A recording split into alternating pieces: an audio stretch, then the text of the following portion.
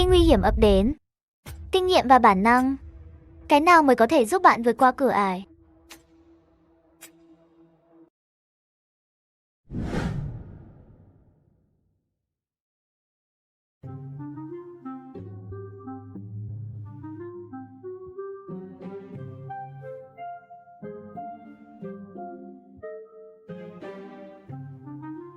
Đừng như vậy, tôi sợ lắm.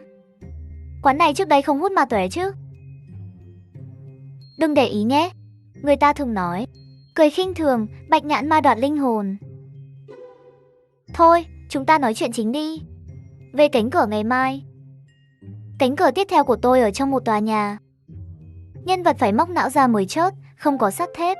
Khi có manh mối gợi ý, khi nguy hiểm ập đến.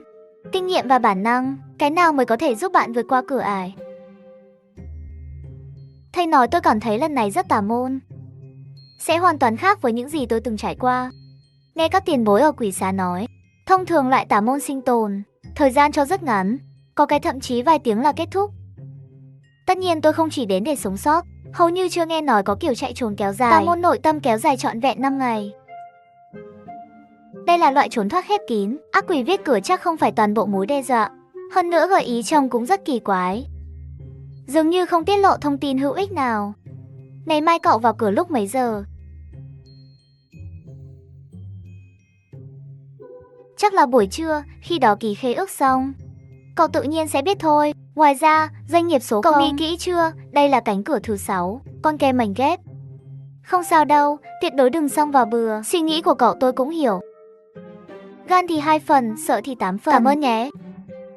Tôi về chuẩn bị trước, mai gặp. Ê, cậu không ăn cay mà còn nhiều thế này. Cậu ăn đi, tôi ăn cay đến nôn rồi, đau cả mông.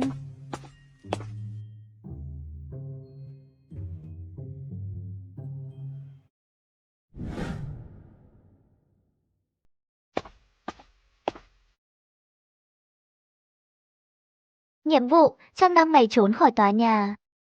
Gợi ý, khi nguy hiểm ập đến. Kinh nghiệm và bản năng. Cái nào mới có thể giúp bạn vượt qua cửa ải?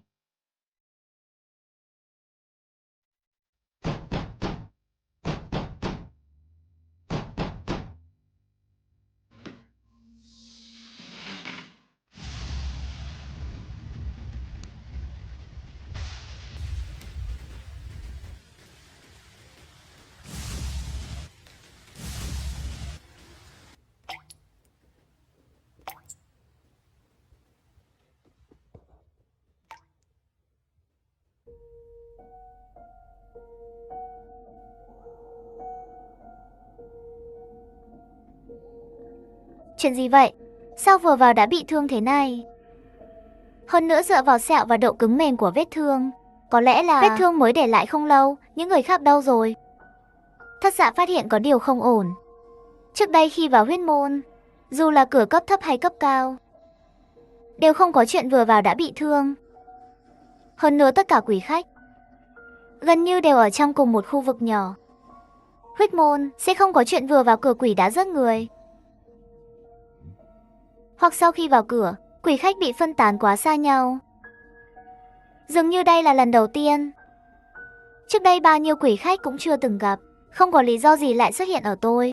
Rốt cuộc là xảy ra vấn đề ở đâu? Chẳng lẽ tôi mất đi một phần ký ức?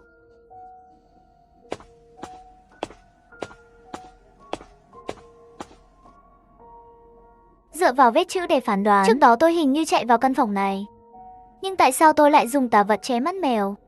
Là đang trốn thứ gì sao?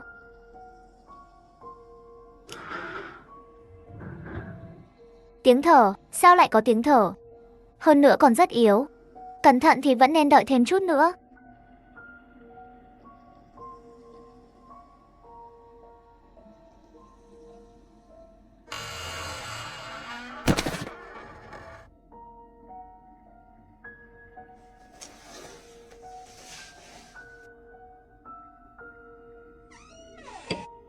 Nhiều chó bị gãy xương nát vụn, da gần như không có dấu vết bị va đập mạnh. Bị quỷ rớt sao? Chẳng lẽ đó cũng là do quỷ để lại?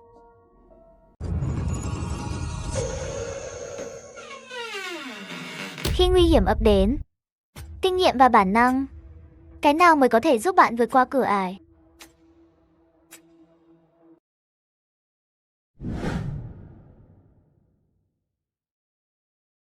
Thi thể trước mắt không giống NPC. Tay trái người đó nắm chặt một lá bài quỷ nhỏ.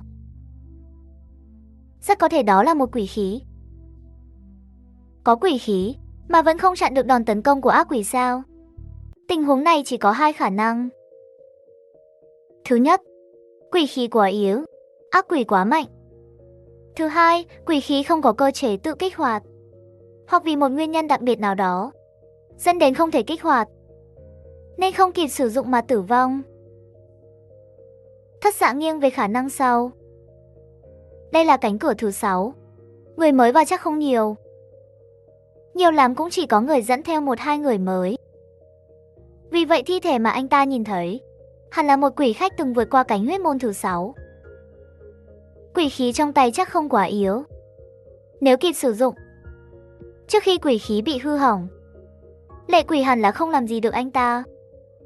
Dĩ nhiên đây chỉ là suy đoán.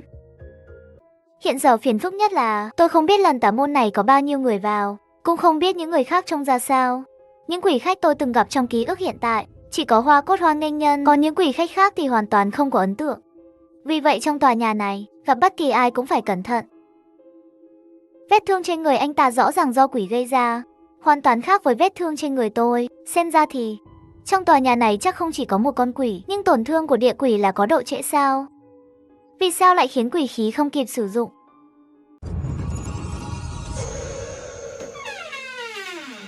Khi nguy hiểm ập đến, kinh nghiệm và bản năng, cái nào mới có thể giúp bạn vượt qua cửa ải?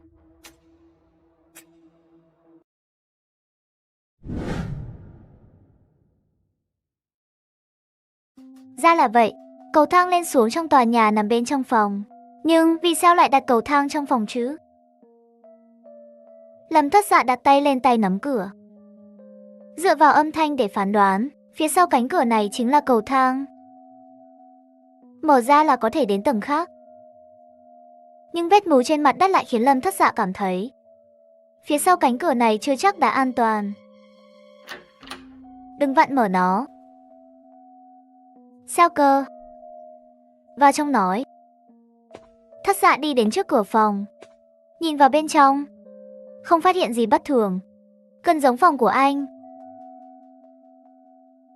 Sau khi vào phòng, Thất Dạ mới chú ý trên người người phụ nữ cũng có vết thương. Cô ta chỉ còn lại một cánh tay. Cánh tay bị đứt kia nằm dưới cửa sổ không xa. Trên ngón tay vẫn còn dính máu tươi. Sao vậy? Cánh cửa đó không mở được sao?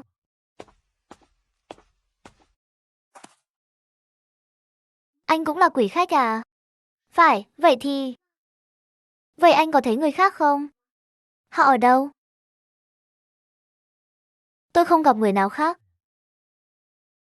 Anh nói xem, liệu những người khác có chốt hết rồi không?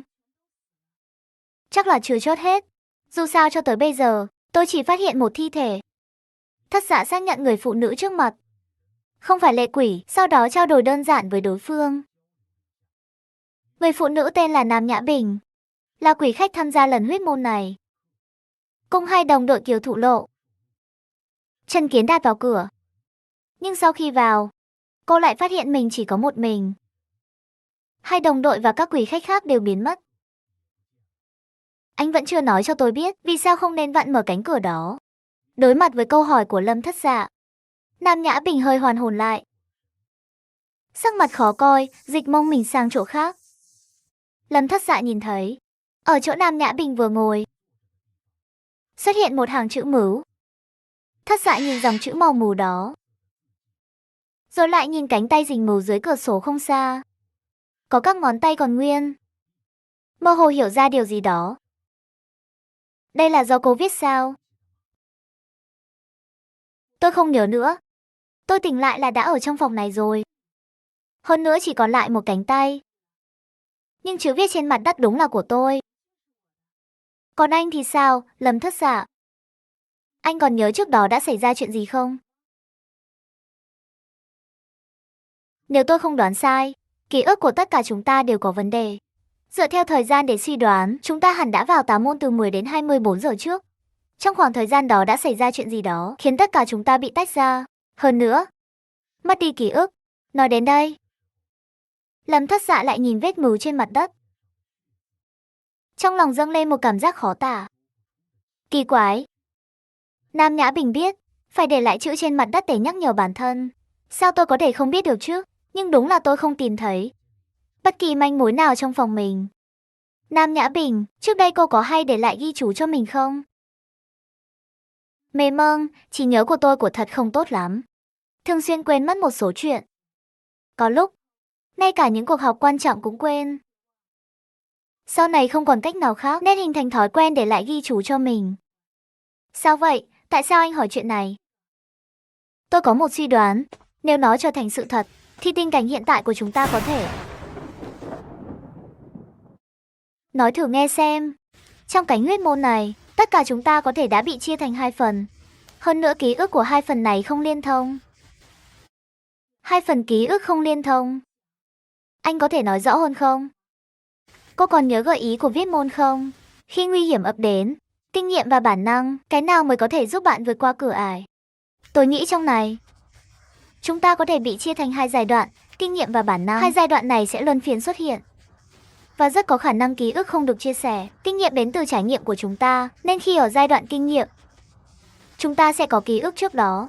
Nhưng một khi giai đoạn này qua đi, chuyển sang giai đoạn bản năng, chúng ta rất có thể sẽ quên hết mọi chuyện trước đó. Giống như ruồi mất đầu.